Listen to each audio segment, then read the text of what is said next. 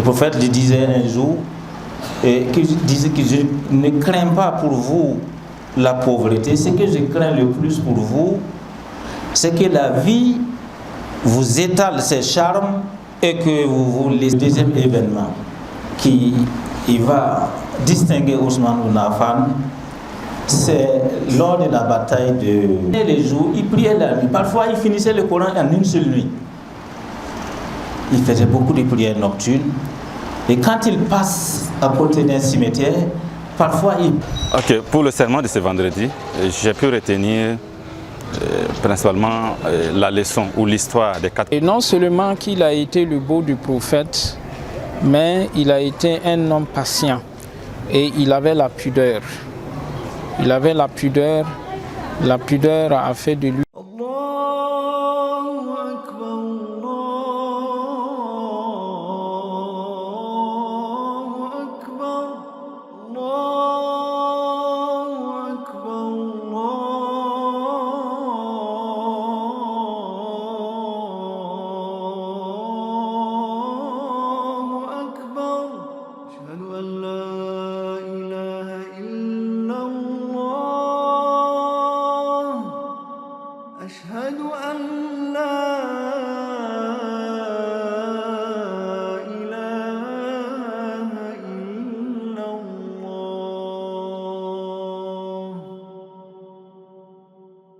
الله نحمده ونستعينه ونستغفره ونعوذ بالله من شرور أنفسنا ومن سيئات أعمالنا من يهده الله فلا مضل له ومن يضلل فلا هادي له وأشهد أن لا إله إلا الله وحده لا شريك له وأشهد أن محمدا عبده ورسوله أرسله بالهدى ودين الحق ليظهره على الدين كله ولو كره المشركون صلى الله عليه وسلم وعلى آله وأصحابه وأتباعه أجمعين. أيها المسلمون، يقول الله تبارك وتعالى في القرآن العظيم: اتقوا الله حق تقاته ولا تموتن إلا وأنتم مسلمون. يا أيها الناس اتقوا ربكم الذي خلقكم من نفس واحدة وخلق منها زوجها وبث منهما رجالا كثيرا ونساء واتقوا الله الذي تساءلون به والأرحام إن الله كان عليكم رقيبا وأوصيكم ونفسي المخطئة بتقوى الله وأحثكم على طاعته وأستفتح بالذي هو خير. الحمد لله.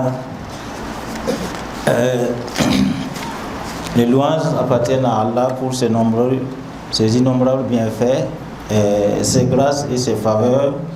Lui qui a créé les cieux et la terre et tout ce qui existe entre ces deux-là. Il est le premier sans début, le dernier sans fin. Il est au-dessus de tout ce qu'on lui associe. Et nous lui demandons secours et pardon. Nous nous mettons sous sa protection contre le mal qui est en nous-mêmes, contre nos mauvaises actions, mais également contre les mauvais pensants de nos âmes. Celui qui Allah guide, nul ne peut l'égarer. Et celui qui Allah égare, nul ne peut le guider. J'atteste qu'il n'y a d'autre divinité hormis Allah, et j'atteste que Mohammed sallallahu alayhi wa sallam est son serviteur et son messager. Que la paix de Dieu, ses bénédictions soient sur lui, sur sa famille, sur ses valeureux compagnons, mais également sur tous ceux qui suivront leur exemple jusqu'au jour de la rétribution des actes. Serviteurs d'Allah, Allah nous exhorte toujours à le craindre et à ne mourir qu'en pleine soumission. Craignez Allah comme il doit être craint et ne mourir qu'en pleine soumission. Je vous recommande donc, chers frères et sœurs, ainsi qu'à moi-même, la piété, et sachez que Allah subhanahu wa ta'ala connaît le contenu des poitrines. Mes frères et sœurs dans la foi, quand Allah subhanahu wa ta'ala a envoyé les messagers, le prophète sallallahu alayhi wa sallam, avec le dernier message, il a élu des gens, il a choisi des gens, des hommes et des femmes, pour mettre autour de lui, pour l'accompagner dans sa mission. Et ces gens-là étaient sincères, ils étaient honnêtes, ils ont soutenu le prophète, ils ont soutenu l'islam, parfois au péril de leur vie, et le prophète lui-même fait l'éloge de cette génération-là en disant que de toutes les générations, la meilleure génération est celle dans laquelle j'ai été envoyé. Donc aujourd'hui, Inch'Allah, à la suite des sermons qui sont passés déjà, on va s'entretenir sur le troisième calife, Ousmane ibn Affan, que Dieu soit satisfait de lui et de ses œuvres. Alors, il est évidemment difficile en si peu de temps de résumer la vie d'un tel homme, et c'est pourquoi nous nous attacherons simplement sur ses qualités, sur son engagement pour la cause de Dieu et pour l'islam, et sur quelques spécificités de son califat, mais évidemment sur les leçons que tout cela peut nous inspirer, les leçons contemporaines qu'on peut tirer, n'est-ce pas, de sa vie. Alors ces qualités sont exceptionnelles, sont nombreuses, comme vous le savez. Il fait partie des califes bien guidés, il fait partie de ceux-là à qui le prophète avait confiance. Il était vertueux, il était pudique, il était bienfaisant. C'était une lumière pour la communauté. Et c'est d'ailleurs pourquoi on l'appelait l'homme aux deux lumières, à Zul-Noureyn. Parce qu'il a eu la chance, cette chance-là, d'épouser deux filles du prophète, paix salut sur lui. La première, Ruqayya. Ensuite, quand Ruqayya est décédé, il a épousé Umm Kulsoum. Et le prophète, paix salut sur lui, dit, si j'avais une troisième fille, j'allais lui donner un mariage à Ousmane. Parce qu'en ce moment-là, effectivement, Fatima et Zainab étaient déjà mariés. Donc Omar est connu pour sa richesse, pour sa modestie, son caractère doux et conciliant, mais également pour sa pudeur. Quand on parle de Ousmane, c'est difficile de ne pas évoquer sa pudeur, parce qu'il était effectivement, comme le prophète a dit, très très pudique. Vous savez, le prophète, il connaissait parfaitement ses compagnons. Et de chaque compagnon, il a dit souvent quelque chose de spécial. Quand il parlait d'Abou Bakr, il dit, s'il m'était ordonné, m'était permis de choisir un compagnon intime, un ami intime en dehors de Dieu, j'aurais choisi Abou Bakr. Seulement, il est mon frère et mon compagnon. Quand il parle de Omar, le prophète sallallahu alayhi wa sallam dit, dans ma communauté, il y a des gens qui sont inspirés. Et il dit, par Allah, Omar fait partie de ces gens-là. Et quand il s'adresse à Ousmane, le prophète dit, un jour quand il reçoit Abou Bakr, Omar et Ousmane, alors que sa jambe était découverte par sa tunique, quand Abou Bakr rentre, il ne change pas d'attitude. Quand Omar rentre, il ne change pas d'attitude. Quand Ousmane rentre à son tour, le prophète recouvre sa jambe par sa tunique. Et plus tard, quand Aïcha va demander, pourquoi vous avez changé d'attitude, il dit, mais comment voulez-vous que je n'ai pas de pudeur à l'égard d'un homme envers qui les anges eux-mêmes ont de la pudeur, pour, n'est-ce pas, marquer la pudeur de ce compagnon-là. Alors aujourd'hui, s'il y a des valeurs qui souffrent dans nos pays, dans nos communautés, c'est bien cette notion de pudeur.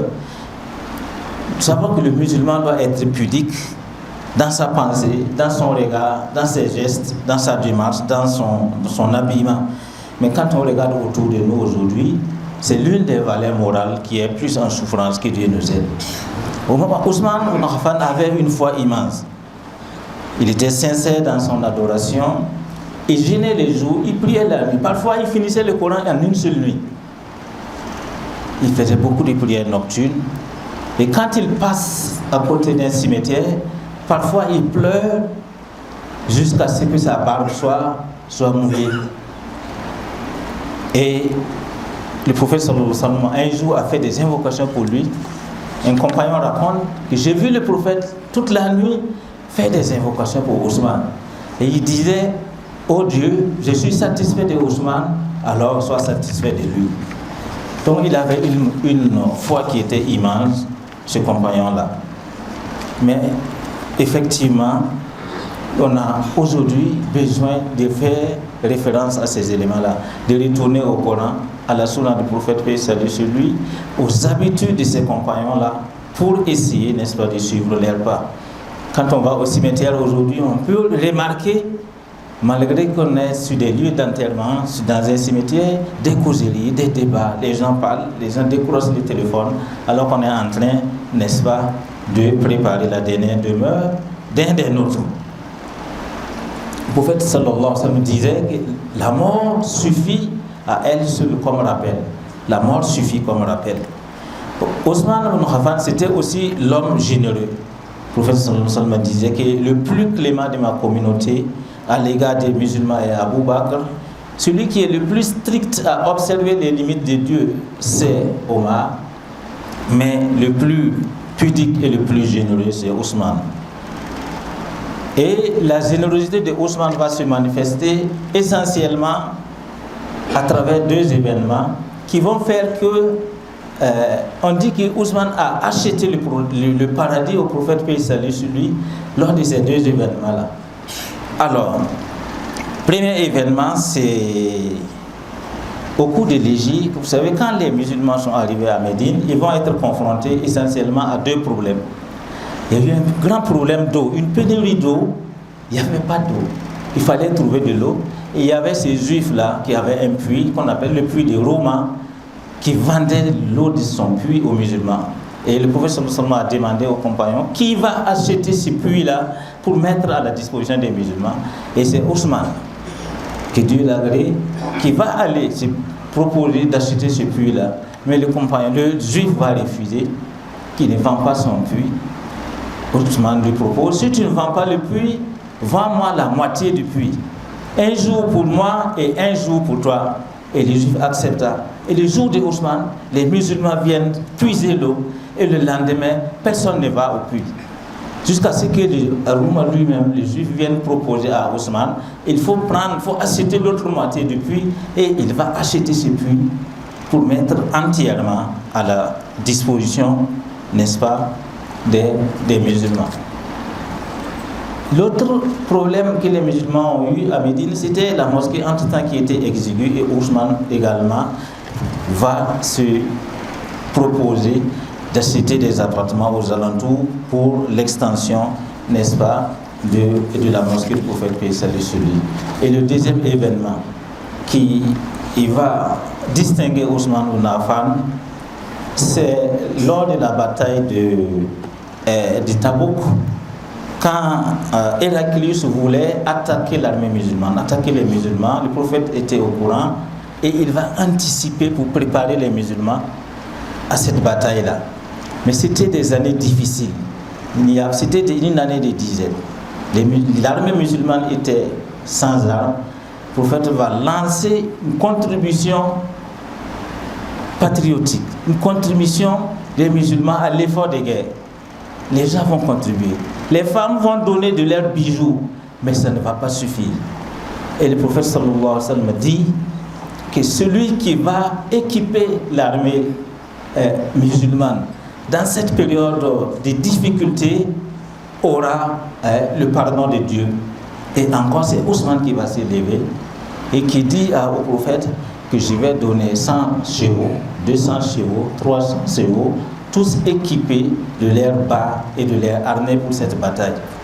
On dit que le prophète était tellement content qu'il est descendu du mimbar et a dit ce jour-là à Ousmane qu'à partir de cet instant, rien de ce que Ousmane va faire ne pourra, n'est-ce pas, les nuire encore.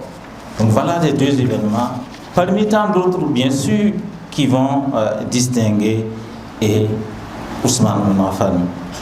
Quand il devenait calife, il avait déjà 70 ans, il était âgé, et sous son règne, il y a eu beaucoup de choses. Il a participé à toutes les batailles, excepté la première bataille, la bataille de Badr, parce qu'il est resté à côté de son épouse qui était malade. Sous son règne, il y a eu une expansion fulgurante de l'islam qui est allée jusqu'en Chine, en Indonésie, en Afrique de l'Est, sur la mer Rouge, etc. C'est lui aussi qui a été celui-là qui a rassemblé le dernier Moussaf du Coran, l'exemplaire unique qui est disponible aujourd'hui, comme vous le savez. Et aussi, il a participé, n'est-ce pas, contribué à l'expansion des deux mosquées. Et comme d'autres compagnons, Ousmane savait plus ou moins la trajectoire de sa vie, parce que le prophète les a informés. Le prophète les a informés, chacun ça connaissait plus ou moins la trajectoire de sa vie. Un jour, le prophète, avec Abu Bakr, avec Omar ibn Khattab, avec Ousmane bin Affan sont sur le mont Uhud. La montagne et le mont se mettent à trembler. Et le prophète sallallahu alayhi wa sallam dit: ô mont Uhud, tranquillise-toi, parce que tu as sur toi un prophète, un véridique et 2 martyrs. Donc ils savaient plus ou moins ce qui les attendait. Il dit un jour à Ousmane que tu seras frappé par une épreuve, mais résiste, ne cède pas. Alors, il a aussi reçu la bonne nouvelle de la part du prophète paix et salut sur lui, qu'il faisait partie des gens, n'est-ce pas, du paradis. Que Dieu soit satisfait des œuvres de Ousmane wa jami sahaba.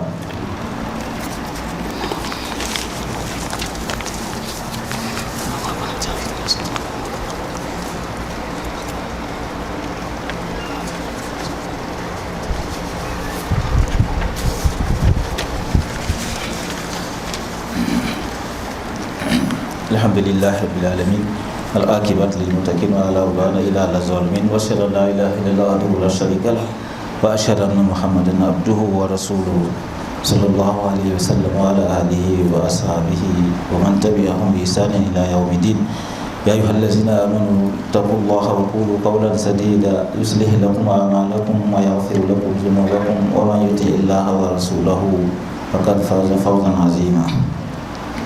Chers frères et sœurs, le califat de Ousmane a enregistré certes beaucoup de succès, mais également connu des moments très difficiles, Et c'est sous le règne de Ousmane que les musulmans vont connaître beaucoup de prospérité, beaucoup de gloire.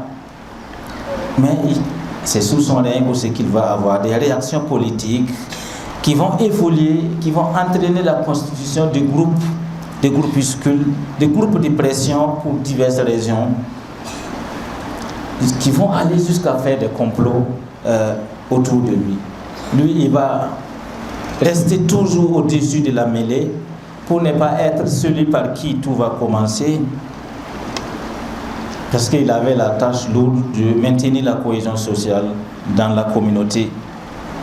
Et le prophète lui disait un jour, disait que je ne crains pas pour vous la pauvreté, ce que je crains le plus pour vous, c'est que la vie vous étale ses charmes et que vous vous laissiez subjuguer par cette ville.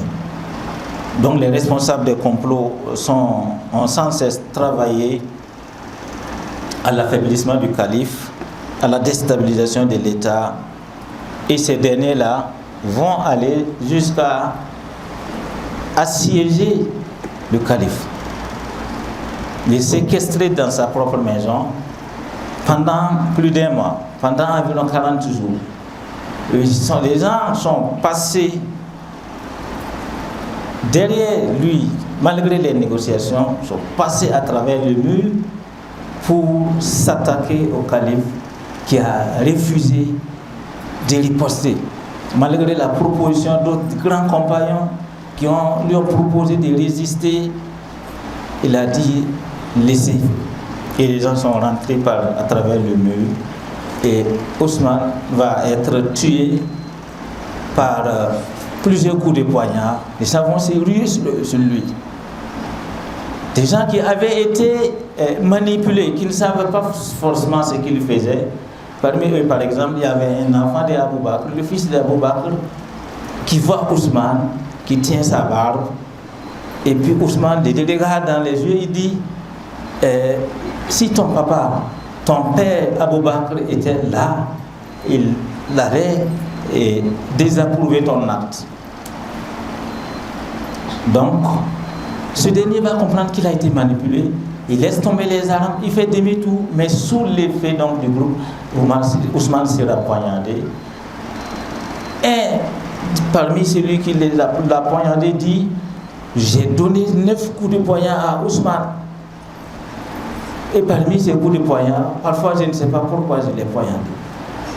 Il était en train de lire le Coran, et c'est ainsi qu'il va perdre la vie, avec le Coran qu'il tenait dans sa main. D'ailleurs, la veille de son décès, il vous voyez où il a vu un son, le prophète sallallahu alayhi wa sallam a dit au Ousmane, l'inviter à venir rompre son jeûne avec eux. Donc sa vie a été une prospérité pour l'islam et les musulmans, mais c'était aussi des épreuves. C'est à partir de ces épreuves-là que Ousmane, le califat de Ousmane a connu, qu'il va avoir la grande fitna qui va s'exposer dans le monde musulman et jusqu'à ce que vous connaissez aujourd'hui. Que Dieu nous pardonne, que Dieu agrée Ousmane, qu'il agrée ses œuvres, qu'il agrée tous les compagnons, qu'il fasse en sorte que nous puissions tirer les leçons de leur vie et améliorer notre vie afin que nous puissions marcher sur leur pas jusqu'au jour du jugement dernier. Allahumma innaka afuwwun karimun tuhibbul afwa fa'fu anna. Allahumma rabbana zalamna anfusana wa illam taghfir lana wa tarhamna lanakunanna minal khasirin. ربنا هب لنا من ازواجنا وذرياتنا قرة اعين واجعلنا للمتقين اماما اللهم انا نسالك بانك انت الله لا اله الا انت الاحد الصمد الذي لم يلد ولم يولد ولم يكن له كفوا احد اللهم انا نسالك من خير ما سالك منه نبيك ورسولك محمد صلى الله عليه وسلم ونعوذ بك من شر. Ok, pour le serment de ce vendredi, j'ai pu retenir principalement la leçon ou l'histoire des 4 califes, calife Rashidoun, notamment le 3e calife qui s'est appesanti sur le 3e calife qui est Ousmane, sa vie sociale et religieuse et sa conviction et son don de soi pour l'islam. Tout ce qu'il a fait pour l'islam jusqu'à sa mort. Et également la leçon à tirer, notamment la fraternité, l'engagement sans faille, sans équivoque pour le bien-être de l'islam et pour également l'amour qui est défini et qui est carrément la pudeur également, la pudeur et la pudeur et la pudeur. Le prophète même a fait des éloges concernant cette pudeur et manifesté chez le 3e calife qui est Ousmane. Donc au-delà de cette leçon, c'est la fraternité que nous pouvons retenir et également essayer de suivre les pas de nos pieux prédécesseurs qui est le calife Rashidoun et par excellence le prophète, paix et salut sur lui. Et non seulement qu'il a été le beau du prophète, mais il a été un homme patient et il avait la pudeur. Il avait la pudeur a fait de lui que même les anges avaient peur de lui. Et il ne s'est pas limité à ce qu'il soit un grand pilier de l'islam, mais il a travaillé. Il a rassemblé le Coran que nous voyons aujourd'hui, c'est le fruit du travail de Sayyidina Omar.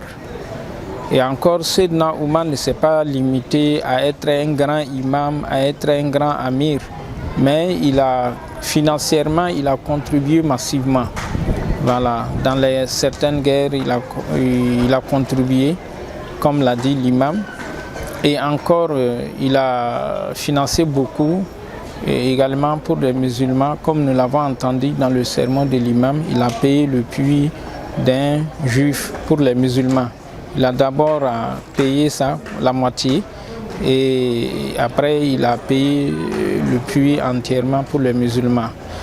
Et c'est que malgré cette piété et cette valeur qu'il incarnait dans l'islam, il a été martyr également en islam. Il a eu la souffrance avec ceux-là dont il ne devrait pas avoir la souffrance parce qu'il avait confiance en eux et il pensait que déjà ce qu'il a vécu, de ce qu'il a fait, de ce qu'il a vu avec le prophète, ce n'est pas la souffrance qu'il devrait vraiment avoir avec ces personnes-là. Mais cela ne l'a pas découragé, cela n'a pas dénaturé la piété qu'il avait, mais il est resté toujours ferme à sa position jusqu'à son dernier souffle. Il a été poignardé par les musulmans. Bon, avant cela même, il a vu ce que les gens orchestraient autour de lui. Voilà, mais tout cela ne l'a pas désarmé et tout cela n'a pas affaibli l'effort qu'il menait. C'est pour dire que si vous êtes musulman, soyez-le pour Dieu et pour Dieu. Pour Dieu, à cause de Dieu et pour Dieu. Quel que soit ce que les gens vont parler de vous, restez toujours musulman. Quel que soit ce que les gens vont vous faire, restez toujours musulman. Et le sermon d'aujourd'hui a été surtout, ou a insisté sur la vie et le califat de Ousmane ibn Affan. Ousmane ibn Affan, dans notre religion, c'est un pilier. Voilà, c'est le troisième calife de l'islam, c'est lui qui a succédé à Omar ibn Khattab. Voilà. Donc, sa vie, c'était un homme qui était extrêmement pieux, qui était très pudique, qui était efficace dans sa gestion et qui a beaucoup soutenu l'islam. Et ce sont ces éléments-là que nous avons essayé de rappeler pour que nous puissions, de façon contemporaine, tirer les leçons de la vie de ces compagnons-là. Voilà.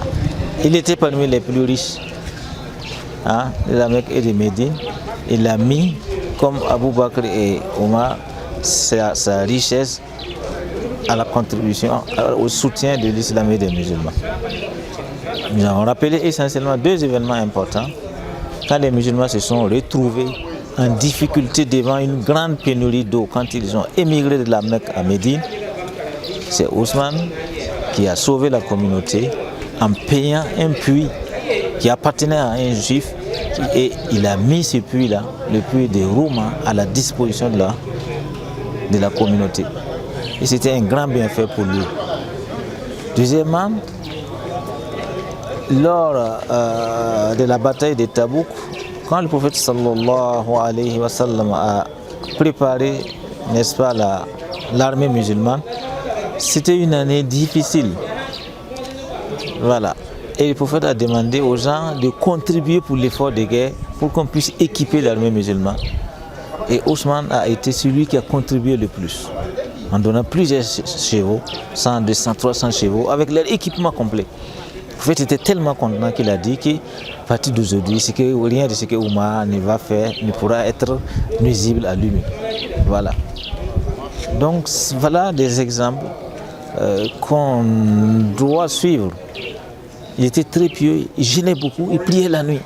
Donc parfois, en une seule nuit, il peut finir le Coran. Voilà. Et quand il a pris la tête du califat, voilà, l'islam a connu une grande prospérité, s'est étendu dans les différentes contrées. Les musulmans ont été prospères. Et il y a eu aussi, malheureusement, des difficultés, des grandes difficultés, des dissensions, des groupuscules, des complots. Et lui, il était chaque fois au-dessus de la mêlée.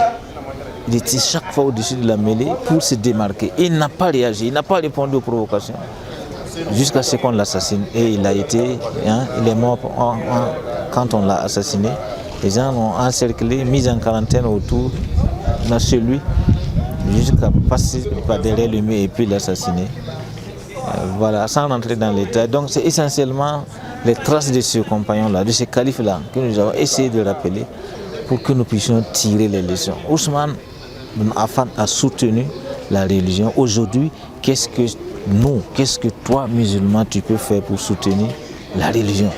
Il a étendu la mosquée du prophète, il a donné beaucoup de choses aux musulmans. Devant tous nos projets sociaux, les projets de nos structures, laquelle est chacun en ce qui le concerne, quelle est ta contribution personnelle? Donc voilà l'importance de revenir souvent sur la vie de ces compagnons-là, surtout de ces califes-là, pour que nous puissions non seulement rappeler leur importance et tirer les leçons. Que Dieu les agrée, que Dieu agrée tous les compagnons et que Dieu nous facilite la bonne compréhension. Assalamu alaikum. Omar Farouk, c'est-à-dire celui qui sait discerner du vrai, du faux. Et il nous a parlé de sa vie concernant la justice, voilà, envers la population et la justice qui se fait envers lui-même. Et aussi il nous a parlé de son sens d'humilité, voilà, envers les autres. Et aussi